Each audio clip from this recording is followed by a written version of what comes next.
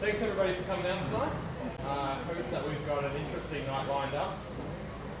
Even though I think we've had two presenters cancel on us at the last second, there's one due to a family emergency and something else. But because of that, everybody's going to be able to see all the workshops and everything. So kind of win-win. We had so much going on. It's actually made my life a bit easier for organising. We've only had to organise one space. So, and as usual, throughout the night, don't save your questions to the end, just yell out, interrupt us. We have a set format, but and it might seem very structured and everything, but chaos is welcome. Throwing your questions wherever. Obviously, as long as they make sense. We'll talk about pizza later and the beer selection. Although Drew was one of the people here, he still did. He couldn't make it tonight. He managed to organise the beers still. So it's always, you never hear any complaints anymore about beer selection. Sorry, Bobby. But Bobby was given a bum steer by the liquor store. Yeah, for sure. That's an inside joke, I think. Unless you were here at the first time. So anyway, tonight, so we're deep diving into the cloud. We're going to have a look at, mainly tonight is probably going to end up being concentrated on Microsoft Azure and Amazon AWS. We're looking at OpenStack, stuff that we were going to do around OpenStack, but the other clouds will probably hold off for another night because they've done here tonight. So look out for that in the future. So I'll give a quick intro. We'll get straight into the Q&A panel. So right at the end, we'll ask for any questions. We may have some questions. We'll have some interesting topics to talk about during that Q&A. One of them in particular, we'll get talking about. Actually wrote these questions a week ago before some announcements this week came out. So don't know if the context is purely there, but at least it'll get us onto an interesting topic when we talk about that. Then we'll have Jeff doing a workshop on Azure. So that'll be up on the screen for all to show. I'll be doing a workshop on AWS, and then we'll be having a bit of a cloud war here. We've got the red table set up, the timer. We're there. Getting very stressed about the timer.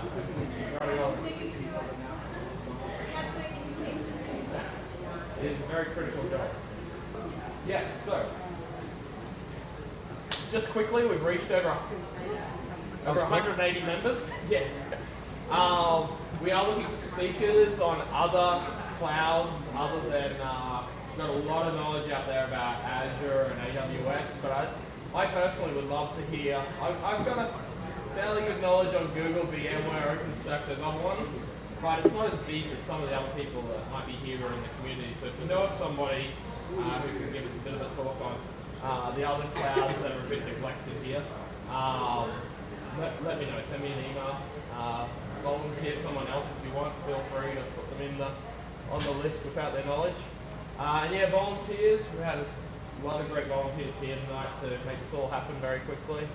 And yeah, just the idea of this is no agenda except cloud and just to share knowledge and learning. There's videos of every event up online. There's already all the past ones up there. And we also do videos. We use the funding from people like Trend Micro and Nutanix and that to video other cloud-related events as well. So there was another cloud event recently for the PHP user group. We recorded that and we put that up, I think last week or this week. So that's there as well. So if you do know of any great cloud-oriented events that are happening, let me know. And What do you know about soft choice?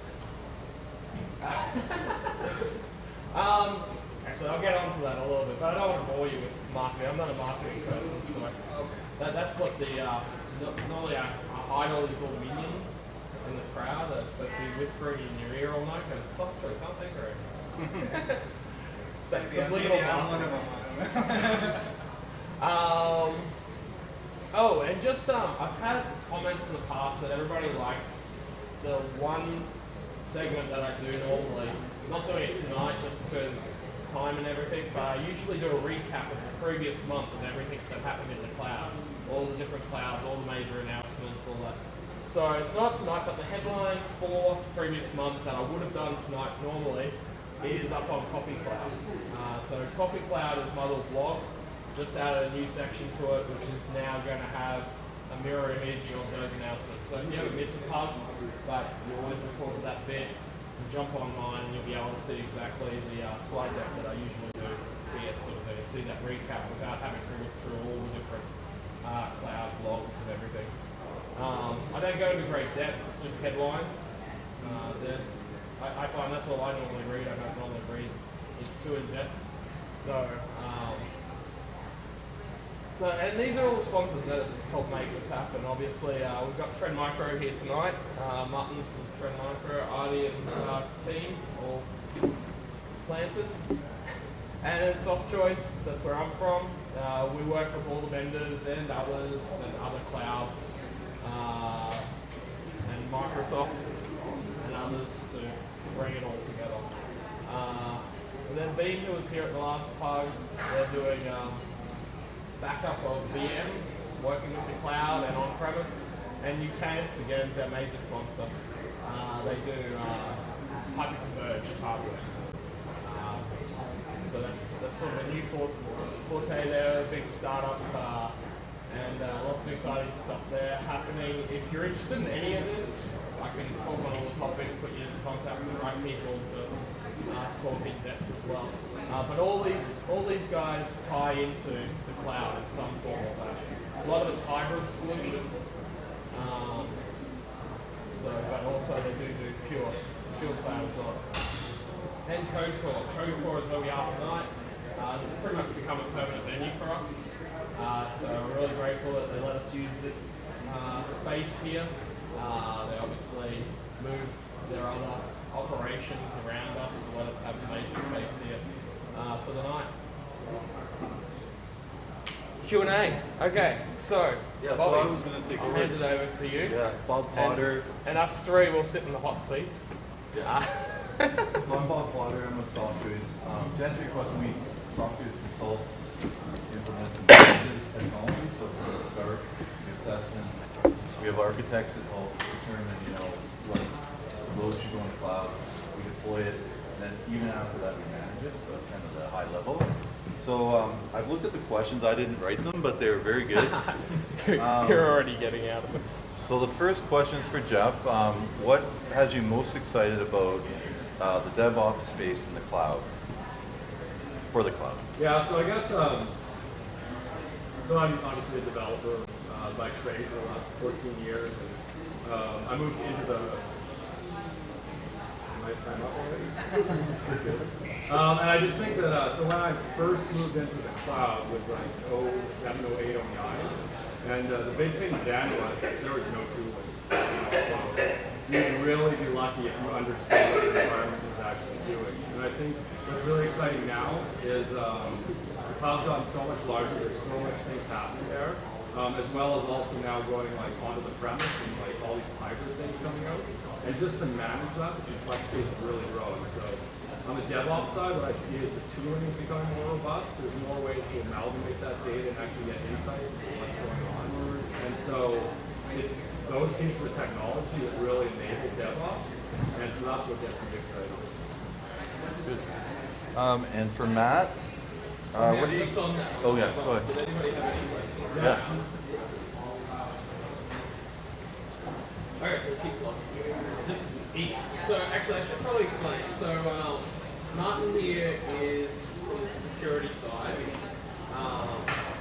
Jeff here, and Martin's from Trend Micro. Jeff's from Microsoft, and he's works on the Azure development side. And then myself, I'm probably more of a generalist on Soft Choice. Like Bobby said, the whole consulting client managers around this cloud topic. Yeah. So the general question for you is, what do you see the key differences between private cloud and public cloud?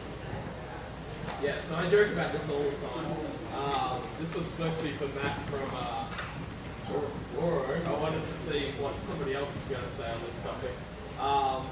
But to me, public cloud, you can't touch. Private cloud, you jump in there and touch. Can you define private cloud? So private cloud obviously, I would say like a colo or traditional data center is probably into that private cloud space a bit. I think technology such as OpenStack and that has brought that about by you being able to run sort of cloud technology, like technology public. So I guess they've captured what public cloud is doing, brought it to a solution that will run on your on-premise. It could run on-premise, but could run in what I would call your private cloud, which is part owned by somebody else. The facility is owned by somebody else. A lot of the time now, a lot of the hardware is owned by someone else. You're probably renting or leasing the hardware as well. And I think that's the way. I think the more everything matures, the more public cloud is going to become the mainstream. I think we're seeing this migration from on-premise to private cloud, and once people are comfortable with private cloud, probably this hybrid between private cloud and public cloud. And then they realize that, like, I had somebody once say to me, public, you shouldn't use the word public, it just sounds so bad. It sounds like my data that's there is open to everybody.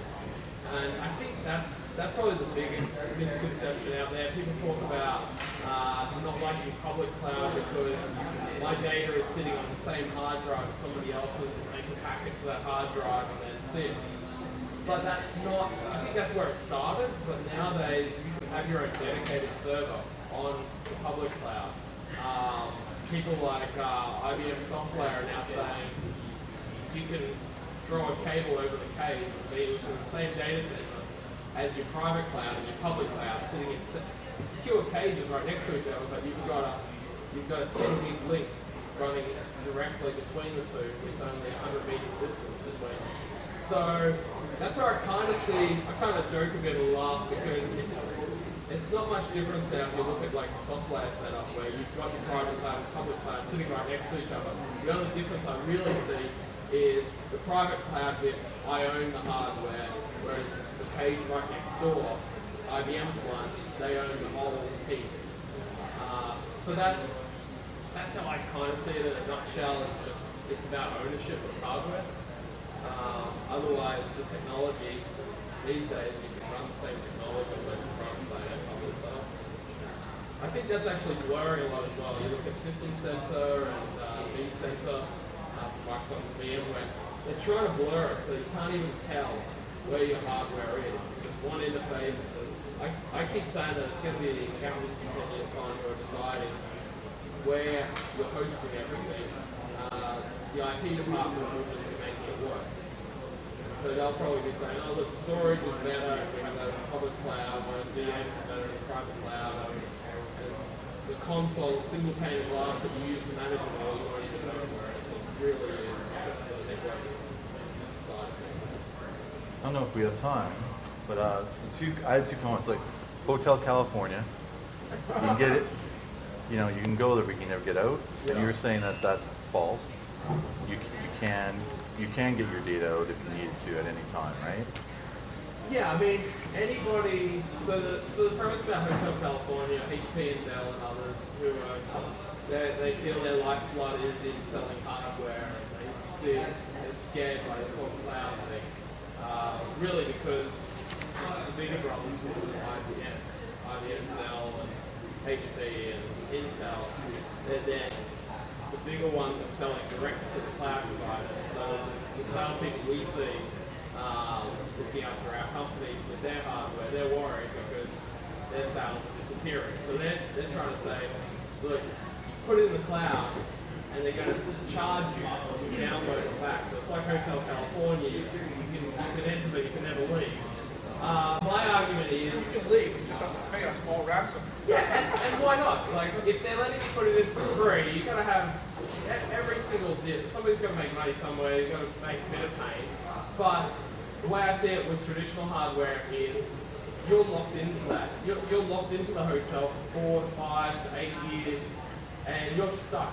You're married to that hardware, and you can't change. So if your company changes, you have to lay off half your staff, or you double, and suddenly that hardware could become useless, and you've got to buy the next upgrade from that, and you've just wasted that investment. Or halve your staff, and so half that service being used, it's all waste, and I'm locked into that. I got to make an upfront payment as well. I got to say, right, this is a service for me for the next 5 years. So that's I see that more as helpful than the cloud version. And I got this one from a client recently, that the constraint being the speed of light. So having your data centers farther away from your business, what's the challenges there? I guess this is where I normally say to clients, the cloud is not for everybody. Bottlenecks, latency, those sort of concerns are real concerns that I think anybody who's talking about cloud and just said, don't worry about it, it'll be fine, is really just ignoring the issue and is really not setting the expectations right for the client. I think there's a lot of solutions out there that can try to get around these things, and it's probably something that in the last 2-3 years cloud providers have tackled, trying to deal with smarter ways to think about doing things, changing the way you do things in the cloud, not trying to. A lot of the time I come from the traditional hardware world, so I'm used to thinking that way, and with the cloud, if I think that way, it suddenly costs me a lot of money because of traffic costs and latency and things like that. So I have to change the way I think and think of how can I take advantage of these new features that weren't even necessary previously, but the cloud has now to optimize speed and things like that. So yeah, but it's definitely, I mean, multimedia industry. My opinion is the movie industry and multimedia are starting to use the cloud a lot. And maybe backup and storage and archiving, it can be quite costly because they've got to keep paying for the storage that they might never use. And maybe then big LTO to take stored away might be a better option. But for streaming and things like that they can do now, it's more intelligent ways of doing things. Plus distribute things. I mean, I heard the story of the filming once, film going through the X-ray machine at the airport and getting wiped, and then having to go back and spend millions of dollars to shut down San Francisco Bridge to do some filming for Qantas once. And with the cloud, instead they would be streaming that data straight back to their head office. They wouldn't have to fly it manually and be paranoid about losing it. So there are some advantages there. They can get onto work, they can have their editors working on film before they've even finished filming it. So there are advantages like that as well. So. Any other questions? Just in the container space, maybe you're talking more about VMs. Because I guess my limited understanding, in containers you have a base image that they want to constantly change, roll over underneath, and below your control file, config files that recreate this sort of thing from scratch. So, I mean, I realize what you're saying is true, but does it affect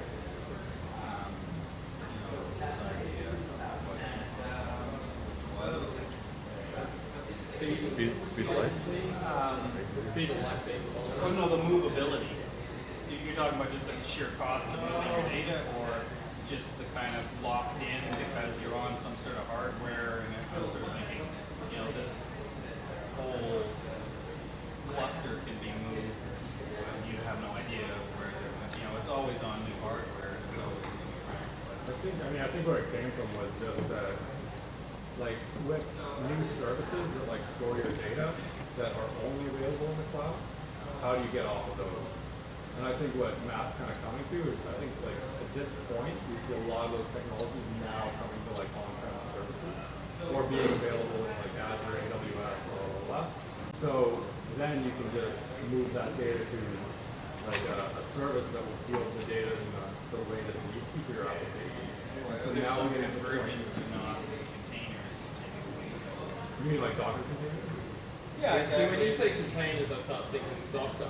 But I think what was Noel talking about was DHDs and the VM side of things, and then Hyper-V and that you can just click on it and shift it, and 3 mouse clicks, and it started to shift to the cloud or to on-premise or somewhere else.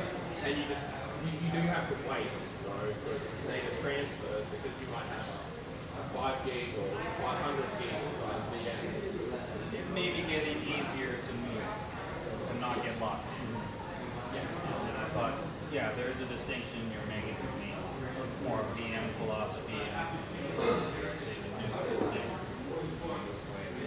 So what I was referencing is the old school way of doing VMs, and they're a lot easier to understand for us old school people who are used to dealing with. And I mean, VMs is not even that old.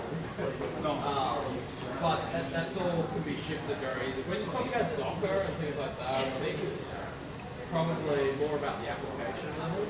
You know, you move your applications easily like a VM, sort of like a VM with your application. There's certainly a cost when you're locked into hardware-specific stuff like an Amazon. It's going to be subtly different. But I don't know. Maybe there is some trend to universalize and standardize. That's one thing that Docker can bring to the table, right? So that it has like a core API set, and so you're not even necessarily hitting like Windows or Linux, and that becomes way more important. And so that's where we get to like Matt was saying, where you'll be able to like fork out your cloud potential, right? So things like that that we're coming to in the industry are going to make it like really, really seamless and easy to use West.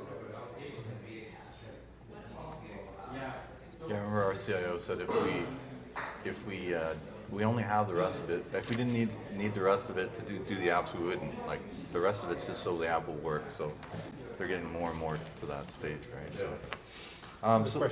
yeah. Yeah, you mentioned the cloud isn't for everyone, and you know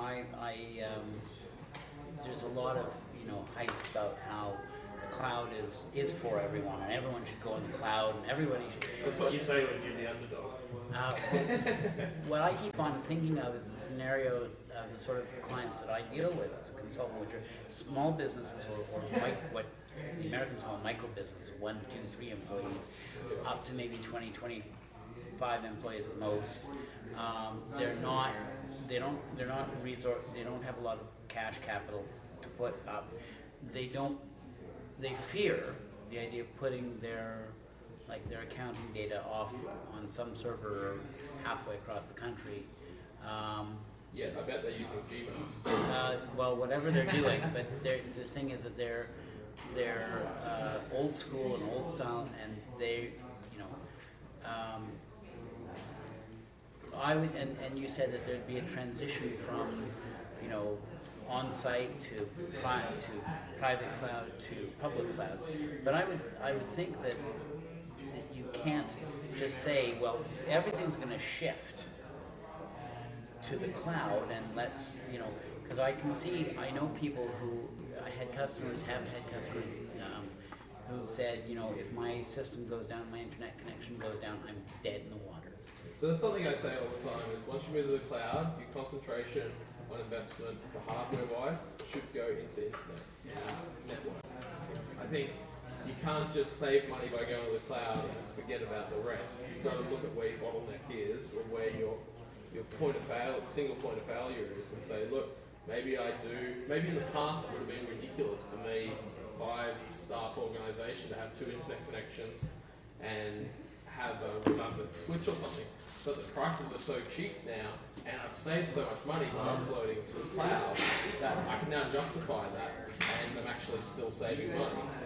And maybe I don't buy D-Link, I buy a Cisco instead, or something like that. But I mean, I think those sort of companies are going to jump. They're still going to use cloud. They're already probably using cloud. They probably don't have a Microsoft Exchange server where it's like a 20,000 or more investment even for a small business to jump in. I mean, there's not small business server from Microsoft anymore. And the whole reason why Microsoft dropped that product, it was a brilliant product, it had everything built into it, but it meant that people were less likely to go to the cloud and go to Office 365 and those sort of pieces. So I think we're talking a lot about infrastructure here in the cloud. I think SaaS, software as a service, is where they're going to be more comfortable. They're not even going to realize, like, they're already using Gmail because it just made more sense, or Office 365 because it made more sense, it was easier, and cheaper than having their own server on premise. And I think when they've got their QuickBooks or Quicken or those sort of programs, and they see that they can just make a username and password, pay their $20 a month, and it's just there. Those other concerns that they have, for some reason people just start forgetting about it and just start to accept it. It's just something, I think it's just an evolution in our acceptance of things. I think and it won't happen overnight. People that are set in their ways today say, my father thinks that he wishes he could go back to doing everything. He's an accountant. He wishes he could go back to the ledger and do everything manual. He thinks it's harder these days. I keep pointing out to him it's just more competitive now. I think he's getting a lot more work done than he used to. If he was doing the same amount of work that he used to with the computer, he'd probably turn the computer on for one day a month and that would be it. So I think people don't realise we all slowly make these changes, and then what's that thing about the frog in the hot water or whatever? You just slowly turn If it goes slow, it doesn't know to jump up. Yeah. So I think it's a little bit like that. I think You'll see a lot of people do like Azure Exchange server. Right when it goes down, you're not getting mail anyway, but if you have it on office with 65 people across the street out the shop, you can continue work. That's it. And everybody's got their cell phones now. I remember I used to set up redundant, like I'd have small companies with only 80 staff and that. I know that's like, what's that, like a medium business sort of thing? Yeah. And they would say, okay, we can afford the redundant failover, but then their staff would just be like, I'm going home, I got my cell phone, I'll just check it on there. Like, power's out in the building anyway, so we can't turn the lights on, so what's the point of having redundant internet? So I think, yeah, everybody's got everything on cell phones now. That's something that I remember about 8 years ago. Waking up to realizing the lights are out in the office, that nobody's going to do any work, nobody's going to do any filing anyway. So Everybody just works from home now. yeah, they're probably. It's a nice theory. There's one thing you can't overcome though, and I've had to deal with this problem myself, and that's latency. I got a customer that moved there, they ran an ERP package. Their office was located at Tilbury Industrial Park in Delta. And somebody talked them into migrating their database server to Abbey Gata, Stewart Building downtown. And they went in trouble. They were running Navision, right? Fat client on PC. Because of the latency went from 1 millisecond to the client server to like 20 to 30 milliseconds. And I think that's what I touched on before, is I think anybody who ignores latency and doesn't set the expectations right for the client is going to do that.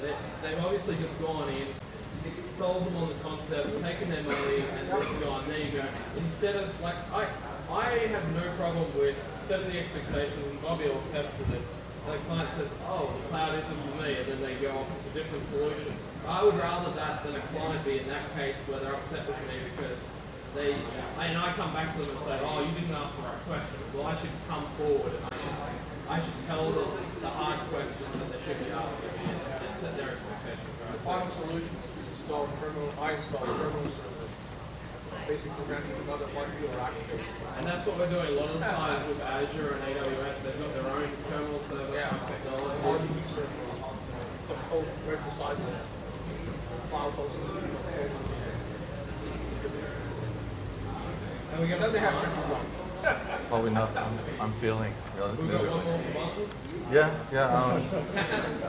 So yes, Totally Martin. this is the one that struck me because there was a big announcement this week. But what's your opinion on the Canadian government's concerns on security when it comes to the cloud, and then specifically British Columbia, because I guess we have more rules here. Yeah, guidelines, Yeah. the idea of, absolutely, I mean, yeah, definitely the announcement from Microsoft this week, or yesterday. You have to speak up. Speak up a bit, please. Oh, sorry guys. So yeah, definitely it's a good question to ask regarding data sovereignty, the idea of where does our data sit. Do we want to be using a public cloud for hosting our servers and our data when it's not in our own country? And a lot of countries are asking. What was Microsoft's announcement? And Microsoft's specific announcement was they're going to be opening up 2 data centers, one in Quebec and one in Toronto, for Azure. So we're actually going to be having a local Canadian contact. The question is Quebec still part of Canada? Well, we've got a year before That was a that's going to different. happen. That was a funny province to pick. Why they did that? Maybe. Just Just ready in for case. it. That's breaking your heart. That's right, yeah. Alright. But you'll still pay it lawyers. Absolutely. So yeah, I mean the question is valid because when we're looking at where that data sits, we know nowadays, especially in the sort of the post-Snowden era, that there's a lot of mass surveillance happening, and when our data is being hosted in another country, that data is under the rules of that other country.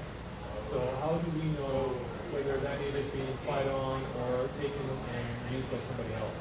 And especially important for Canadian citizens, obviously, if there's a lot of personal information in that data, then we're losing control inside of where that's going and who's using it.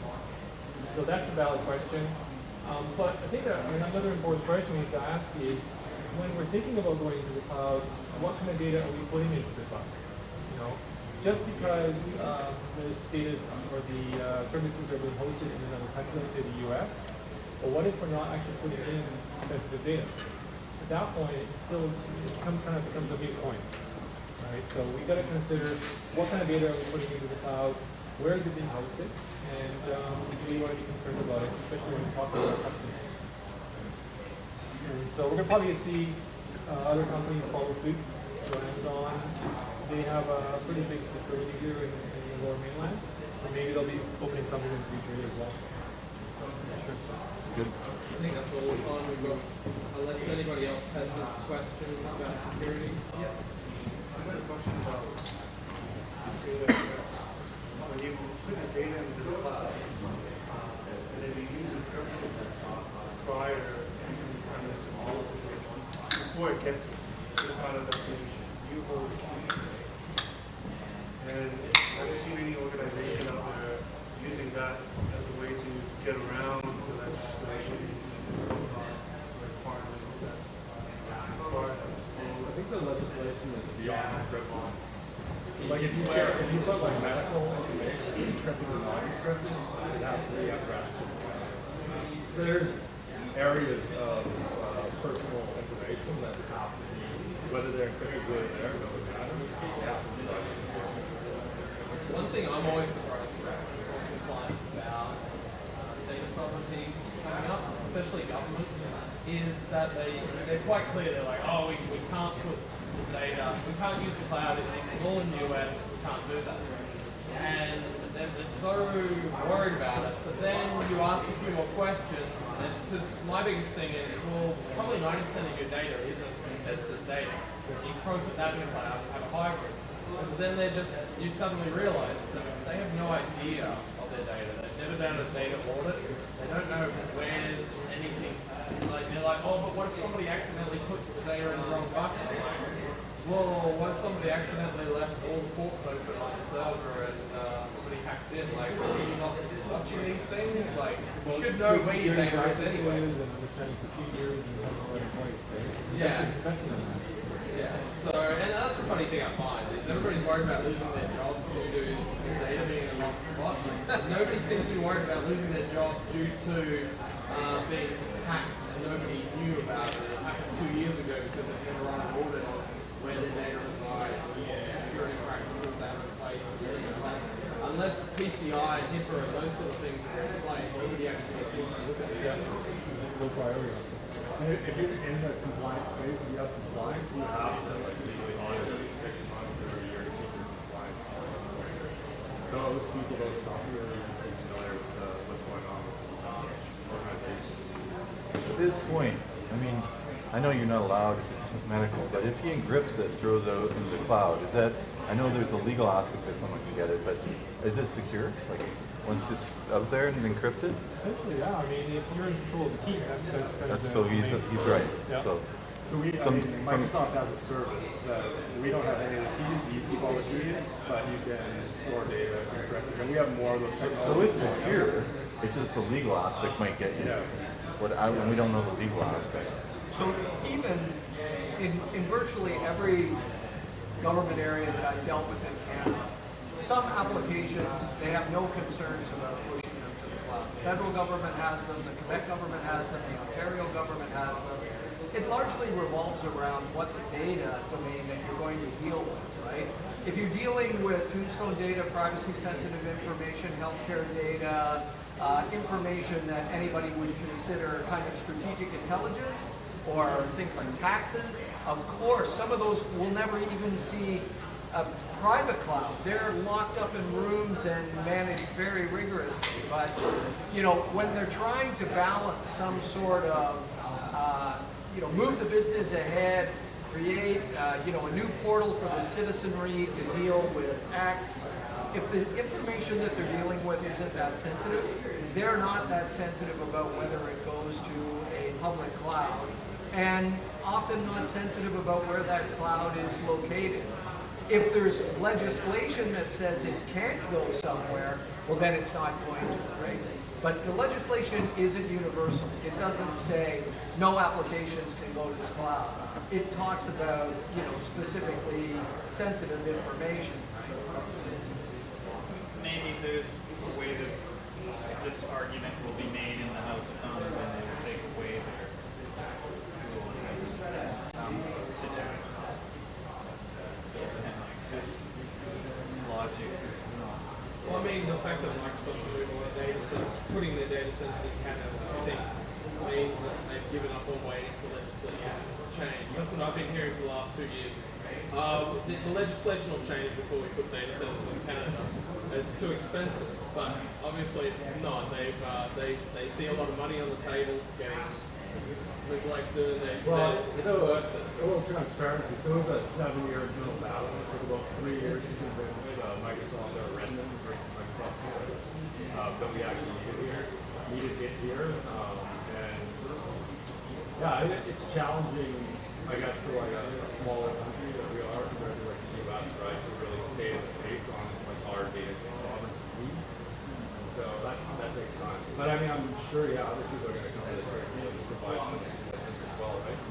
As a Canadian, I think at the very least, we have a choice, right? And if we don't want medical information being read by like the NSA, and that should be our choice as a country, right? So I don't know. I think it's good. I think it'll get better. Yeah. Can there be systematic errors made? Like Peter was worried about, like a government accounts that if Canada, Ontario, Quebec, yes, but can there be some situation where somehow it ends up where it shouldn't be, or is it rock solid segregated? If you pointed at that, for our technology specifically, yeah. I mean, like one of the big things for us is we built 2 data centers so that if one fails, it'll fail all of the other regions, right? And basically, the idea is any data that gets backed up from data center A will go to data center B, and that's why we have 2. But is there any chance somehow it goes to C? I mean, there's always a chance, but no, the idea is no. That those 2 are kind of isolated on their own unless you point the button to somewhere else, and hopefully there's no bug or weird thing that brings that data anywhere. I normally find usually it's more likely, it's that whole thing about well, can I just pause? I mean, this is the thing: is Microsoft is going to comply, right? I mean, we have a lot of compliance for our data centers. This is going to be something. It's obviously something we're taking seriously, and so they're going to have every check and balance in there to make sure nothing happens. I'm not trying to say that transparent. Yes. It's as transparent as it can be without letting every man in his dog walk through the data center and stand there. A lot of these questions coming from clients of ours, so that's where they're coming from. So And the compliance thing, we're very public about, right? As we get compliances, and there might be Canadian government compliance things that comes up 6 months after we get it operating.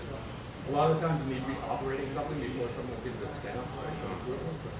Things like that you'll start seeing bubble up around our data.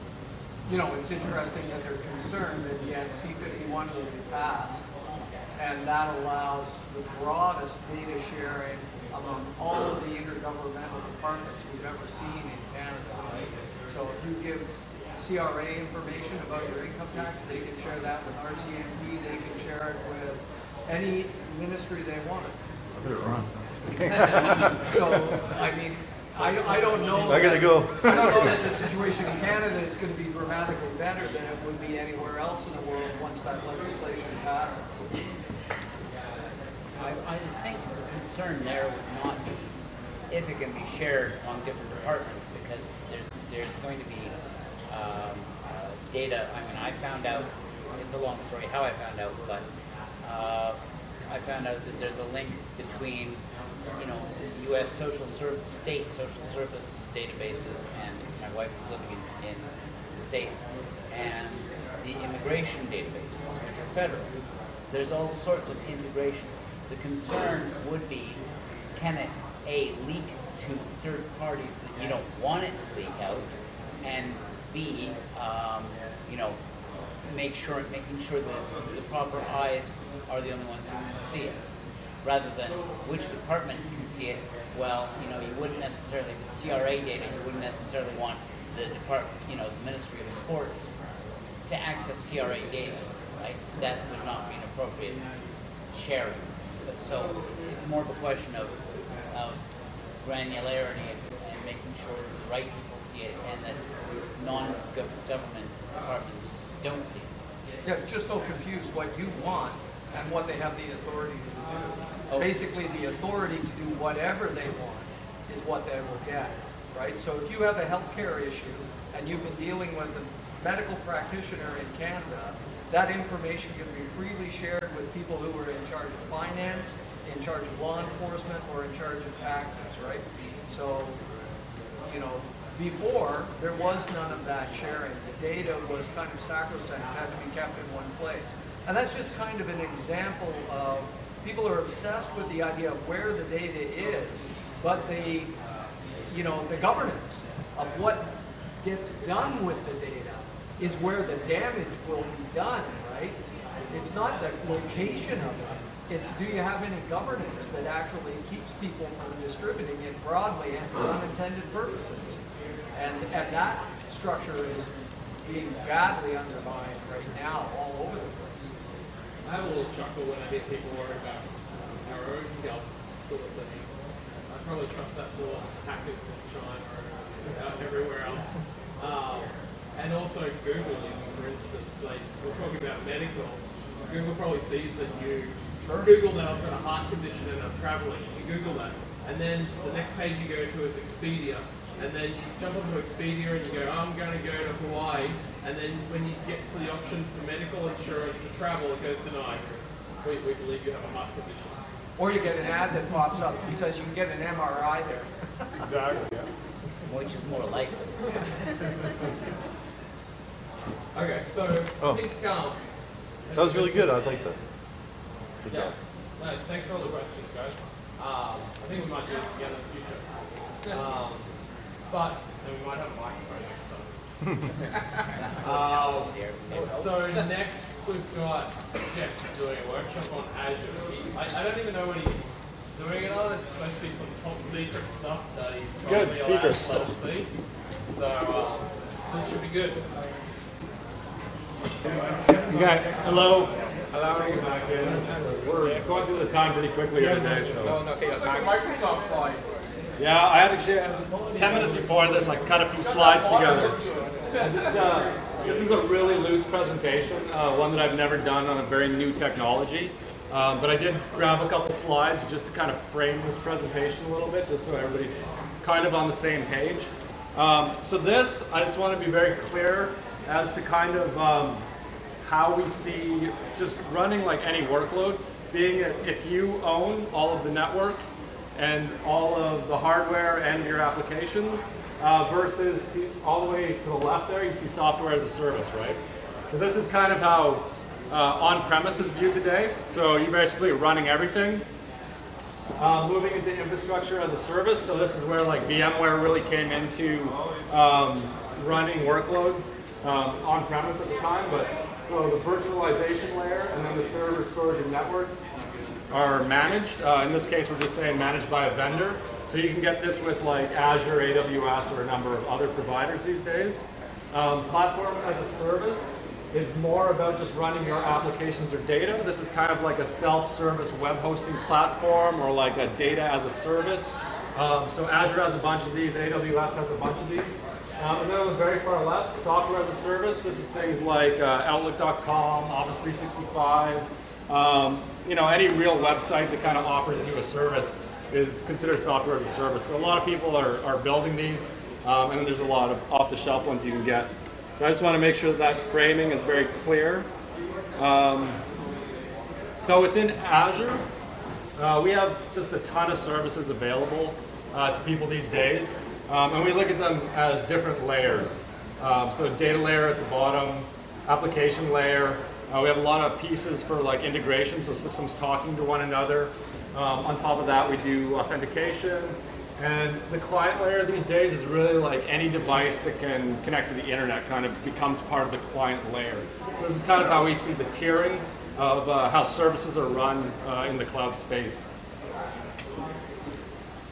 And I know this is kind of a little bit all over the place, so this is the last slide, is I just want to show like just on Azure, we just have a huge number of partners these days, right? And so there's a lot of open source products, there's just a huge number of vendors with like a huge number of different sort of complex services, right?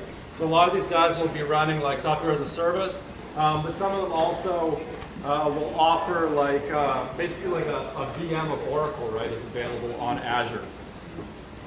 So it's really this mixture of partners trying to run workloads on Azure, which brings me to what I want to talk about. So we have a new technology called, there we go, Azure Resource Manager. And so for those that are familiar with Azure, on our current portal, which is also kind of the old portal in my mind, but on our current portal, you're able to spin up infrastructure as a service VMs, right? So this will be Linux VMs, Windows VMs, and in a lot of cases, they'll come with products installed on them.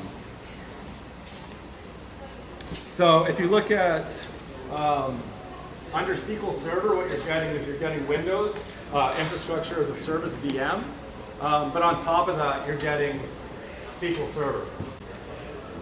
But what this is really missing is platform as a service, right? So with Azure, we offer SQL Server as SQL Azure, so that's platform as a service, fully managed by Microsoft.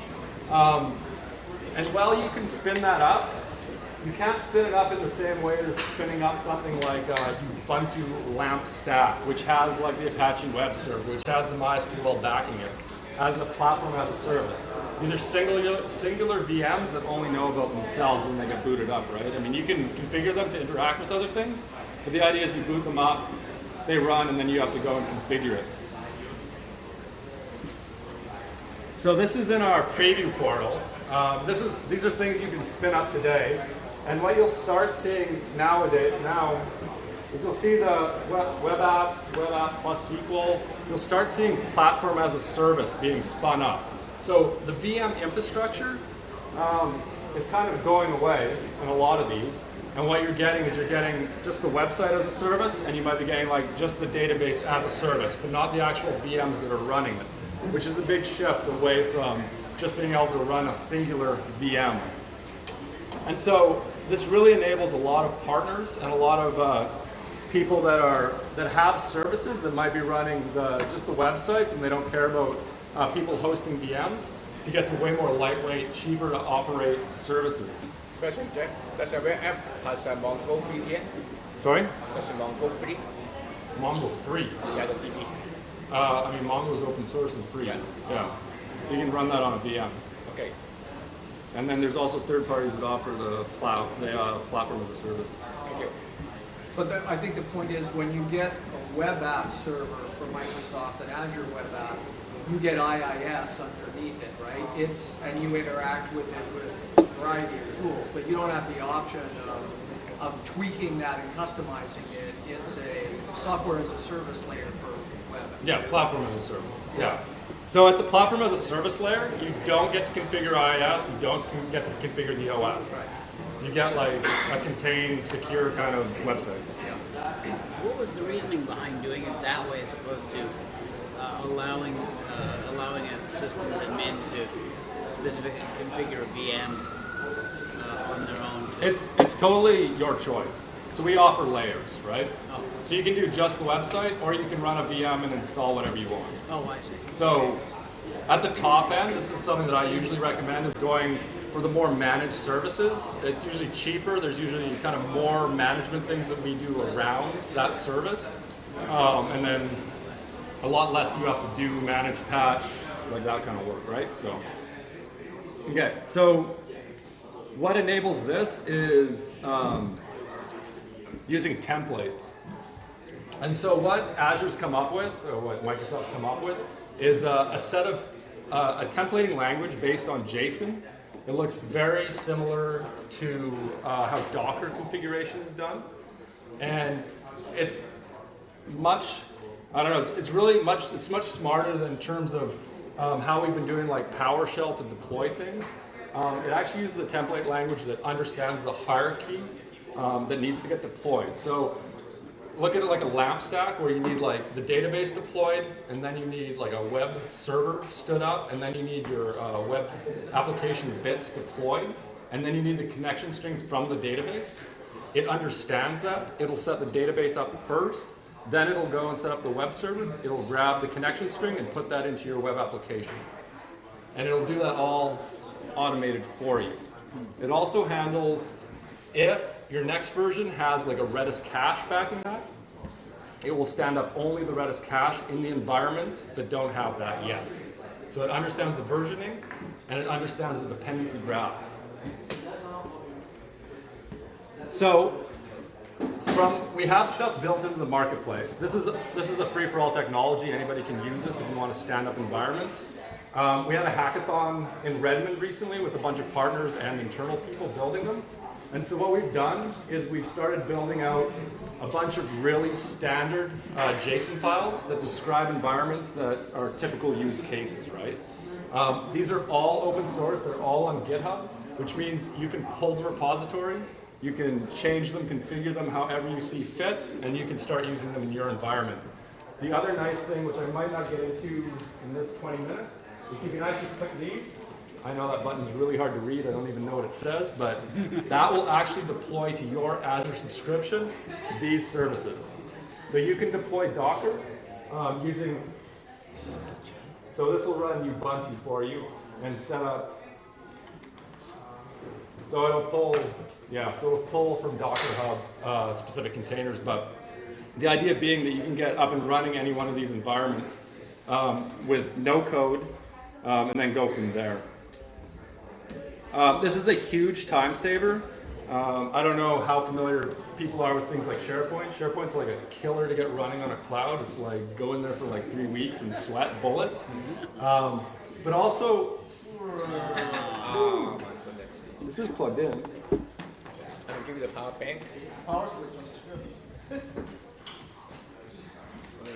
Okay.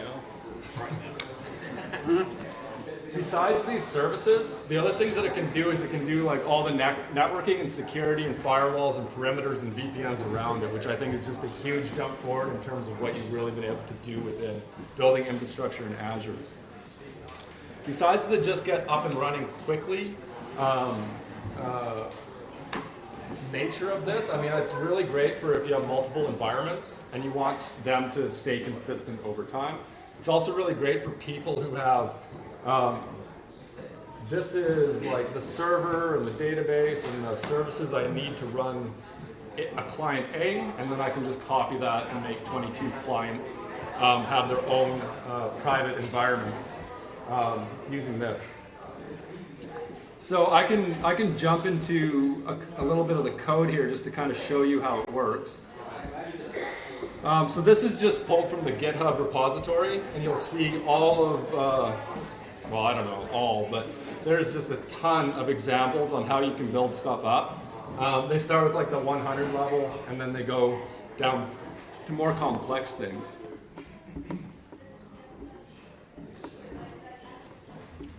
So the idea being here is that you're kind of describing your environment using JSON, and you can see things here like Ubuntu OS version is a parameter, and then these are the values which Azure has available to you.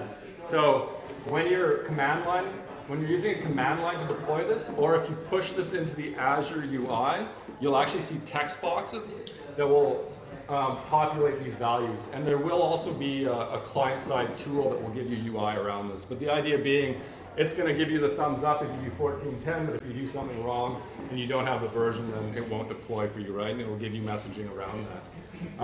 And if you have an environment where you only support like 14 and this 12 and a couple other, you can delete those out and just have the ones that you support.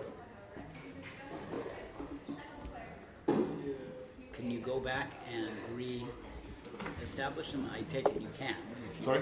Can you go back and reset? So if you realize you need another version that you didn't have, can you go back and put that back in? Like once you delete it, is it gone or is it? I mean, this is just a JSON file, so this is what it's going to consume when it's deploying. Oh, I see. So the question's a little weird in the sense, if you have stuff that's deployed already, it's going to be running those older versions or different versions that were in that manifest. But if you go and deploy this again, then you'll have more choice. So over time, as more Linux support grows in this case, theoretically you could have more versions that you support with your systems, right? Okay, that makes sense. So that's kind of the bulk, and at the top there we were looking at like really the parameters, and I just wanted to be, there's really just a few kinds of parameters. Basically everything's a string. You can have like these ones that'll turn into like a list box, and the other nice thing is you can have like secure strings. So those will be like fully encrypted or not actually stored somewhere and things like that, right? So it knows a little bit more than just a string, but not too much more, just to keep it really simple to implement. And so you can have, there's a PowerShell where you can type out these parameters and pass them in, or else you can have manifest configuration like this that goes along with the whole spec, and then it'll all get deployed together. Yeah, and so, I mean, it's really pretty endless what you can do with this. I mean, I know you can't really read that, but just anything networking or like attaching disks, creating RAID arrays, having services that rely on other services.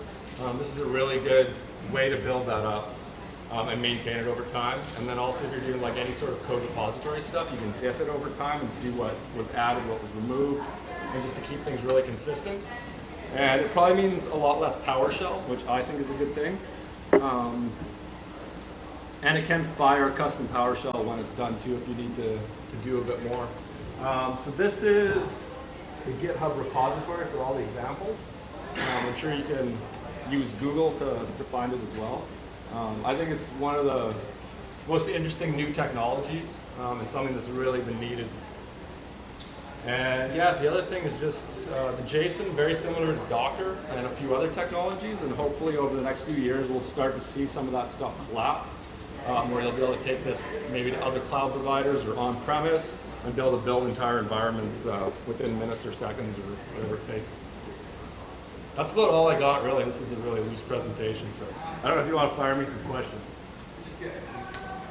So if, for example, you had an existing server and built from a template and you wanted to add agent technology for security to it, would you do that with a PowerShell at the end of running the template, or would you modify the template to load a package from? So we have what we call VM extensions. Yeah. And so that would be available to you on this. So like we can take Trend Micro and throw it in a VM for you. Yeah. And like on the next deployment, if you want it removed, then you could have that like removed.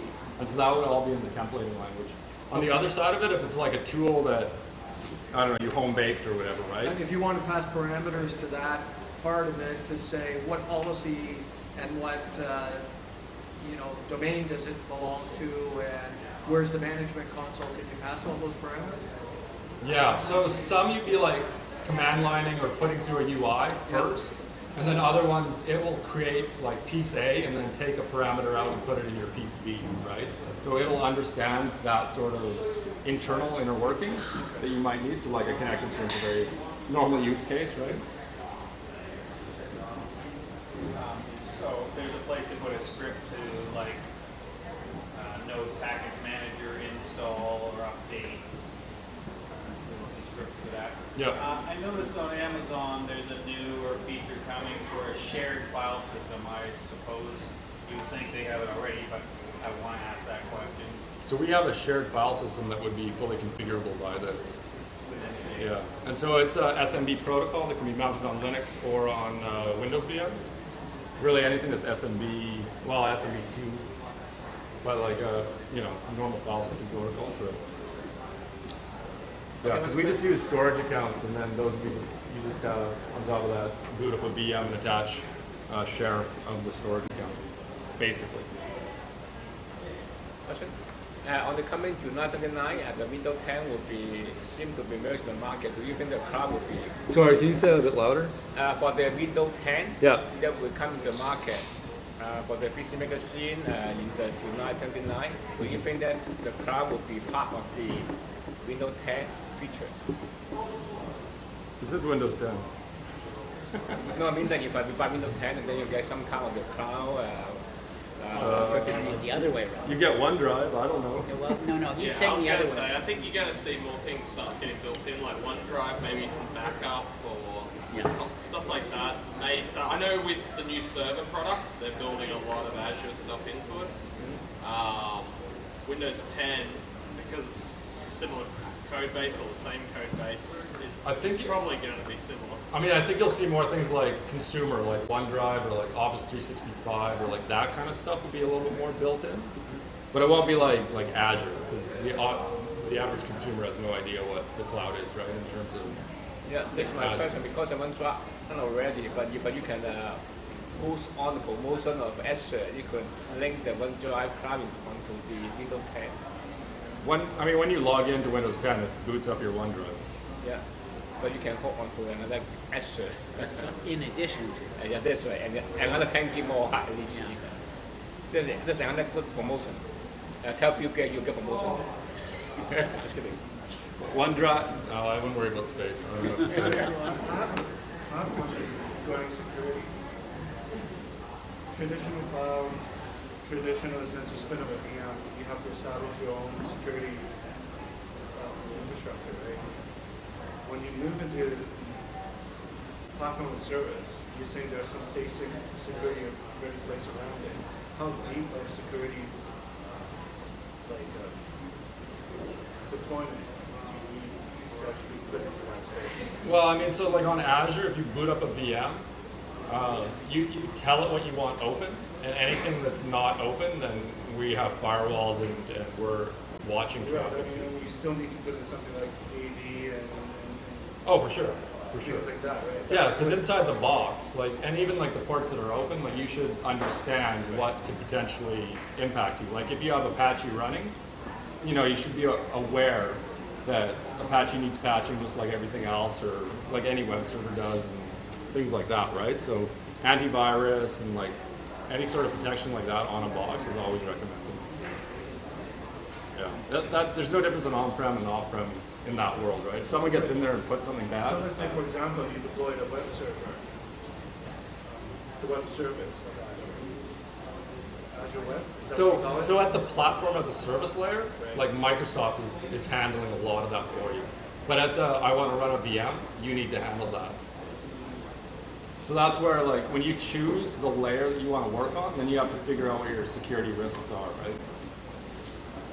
And it's the trade-off of control. Like the less control you have, the less you need to worry about security, because Microsoft's going to look after that for you. But if you want ultimate control, you've got unique tie-ins or little applications that you're going to have to manage that. I guess my question really is, how much trust can I put on the Microsoft security? It's a loaded question. But I think, with all respect to Microsoft, they do the best that they can. It's a question of, we always have zero-day vulnerabilities pop up, and then, if you're managing the VM, you can take action on that right away and fix it. But if you're using platform as a service, you have to ask Microsoft when it's going to be fixed. I would say, unless I can afford a dedicated security guy, I would trust Microsoft with more sort of thing. if I've got a dedicated security guy and that's the way my practice runs and that, then I would probably go for a VM. So, I mean, I'll just make one example. Obviously, like no security team's perfect in the world, right? But like Heartbleed was a very big issue, right? And to my knowledge, we had patched our servers 24 hours before that news story really ran, because it was known for weeks before it really got picked up. And so we did a really good job on that, but that doesn't mean that we didn't have people in the data center that didn't patch their VMs, right? So that was the services that we provide. We tried to patch them as fast as we could. So you really got to figure out, where you land and, how up to date you're on that stuff and getting those patches in place and stuff when that kind of stuff hits. Again, that's why I'm usually like go platform as a service until you need something deeper. I was going to say, I have seen it as well where security patches break things, and so sometimes you might not want to apply a certain security update because your code, you've put into your code a workaround or something. So I've seen that before as well. And then that's where I get down to where if you want a VM and you want that control, maybe you've got something custom there. And that goes on the spectrum of like, as a company or whatever, like what side of the risk are you on, right? Are you willing to take risks or not for things like that, right? I was going to say that the idea of containers addresses that to some degree because they can change the low base image to patch the security partly or whatever, and then the only concern you have is, which doesn't exist yet, is how to test a new system before actually deploying it. That one day would be somehow automated, that it will do your tests on your code, and if it fails for whatever reason, then it's going to roll you back. But in theory, Google or whoever has these low-level images that you build on, and those can be changed underneath right away for everyone as soon as they know. So, that container philosophy is supposed to help you there again. Okay, well, thanks, Jeff. And down to the last 15 minutes, so we'll quickly get into this little cloud war. I think we had a few challenges, but I think we'll see how we go with one at a time. And so this is where you're on. Not yet. So you get to practice now and reset it. While we get our computers set up quickly. So I'm not cheating here, I have two laptops. It's just that my Mac was the only one that could connect to the KVM switch, and I never used my Mac, so I'll need to use this to remember my passwords. We've been chatting between ourselves, and we've determined that it would have been a tie. No. So what we realized when we're comparing notes, the problem I've got is the key I've got, I'm not going to be able to translate it into a proper Windows key to log in because my tools are on my Windows. I haven't got the Mac set up to do it. But basically, it seems like mine booted up quicker than Jeff's, but Jeff would have logged in quicker than me because there's less messing around with all the login details and the security and things like that. It also didn't help that my scrolling was the big sort of thing to find out IP addresses and things.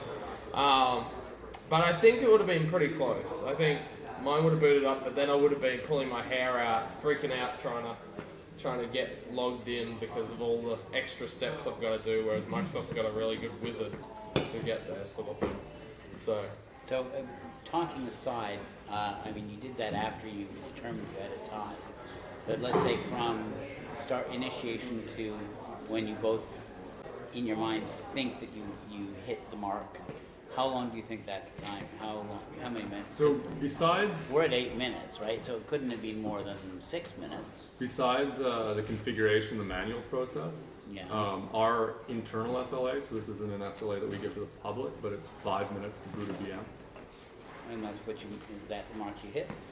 No, so in this case, I think it's probably like a minute or two over. I mean, I'm not connected now, but I'm not trying. So in the wild, what I've seen like over the last several years is sometimes it'll take 3 minutes. A lot of times it takes about 7, and you get those really bad days where it takes 40 minutes. Mm-hmm. But the SLA internally is 5 minutes, and that's what they strive to achieve, right? Besides the configuration, which And that's normally only first boot as well. Like Yeah, that's like from scratch, new image, deployed, booted up, available. when you stop like and the full start thing. it again, then it becomes a consistent thing. Yeah. Right. I guess, yeah, if it was a 45, I haven't said a 45 minute, I haven't been that lucky, but I guess that's probably because it's something else is happening in the Yeah. background where it's just run out of hardware and had to When flick you, over to new when you build a hardware. new one on Microsoft, are the images right up to current release and patch level, or do you have to go back and repatch them from, one of the major rev levels that the image was done from? It's usually the fairly major levels.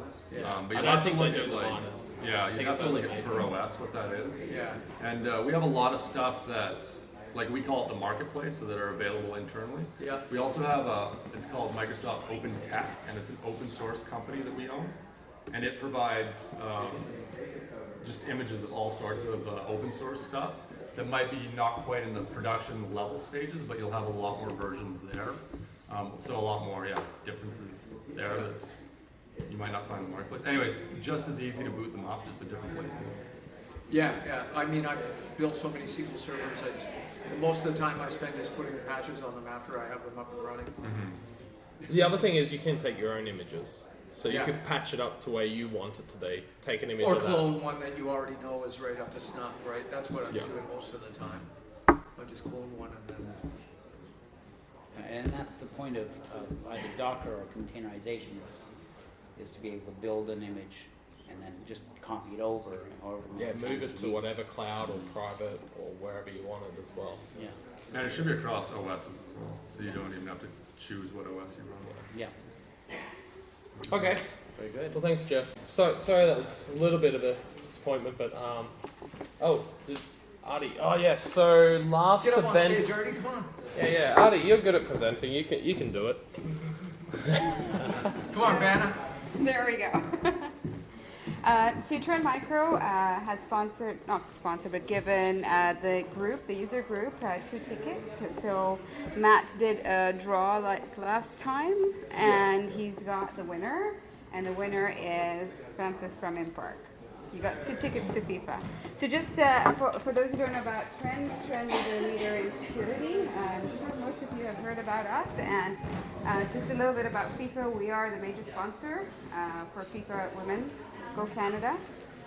And if you've got any questions, there's Tom, there's Martin, and there's myself on the Trend side. When it comes to security, we're here to help you. Thank you.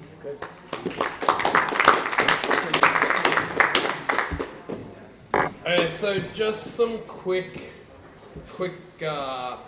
bit to end off the night. Just next event, it's going to be on the 8th of July, just because the first Wednesday of next month is public holiday. I think it's Canada Day. Yeah, I'll be in Victoria. Yeah, I'll be on Manila. It's going to be different. We're not going to bore you with talking and technology that we didn't prepare properly. We're locating at the moment a rooftop barbecue, rooftop patio area to have a barbecue. Might be able to introduce you guys to some Australian barbecue cooking. Trying to get it up in the cloud. So it'll just be a social networking event, just for everybody to gather and tell war stories about the cloud. We've got some good prizes from Nutanix as well. I think I got some Bluetooth speakers, some fancy brand names. I can't keep up with the kids these days. Whatever's the greatest and best. It looked expensive anyway. UE Mega Boom. What? UE Mega Boom. Ultimate Ears Mega Boom. Great speakers. Oh, I thought you'd made that up there. No. I just came back. I've had them on my boat for a week. I'll never put another stereo on the boat again. It was just amazing. UK English. Let me know if you want to do a lightning talk. I'll do a lightning talk, 3 to 5 minutes. Jump up here, let us know what you're doing with the cloud, anything interesting, even a funny story that you've had or lessons learned to share with us all. And if you want to be a speaker up here or you want to put somebody's name in the hat on their behalf, let me know. Speaker and sponsorship. Videos will be up online on Coffee Cloud. If you want to know about the updates that are happening each month in the cloud, check out Coffee Cloud as well. and let me know what you guys want to see. Special thanks to Fanny. Still gotta go. She's just having all this fun over here with it. I'll let you borrow it, okay? So, and the guys from Soft Choice, I think Bobby's the only one here now, but we had Peter here earlier as well. You got the pizza, that was important. Yeah, he filled our bellies. So, and Drew as well. I didn't realize he was going to still be able to help us with the beer. So yeah, thanks to him. And special thanks to Jeff and Martin for making time tonight. So yeah, hope you guys got a lot out of it, and we'll see you at the next one next month.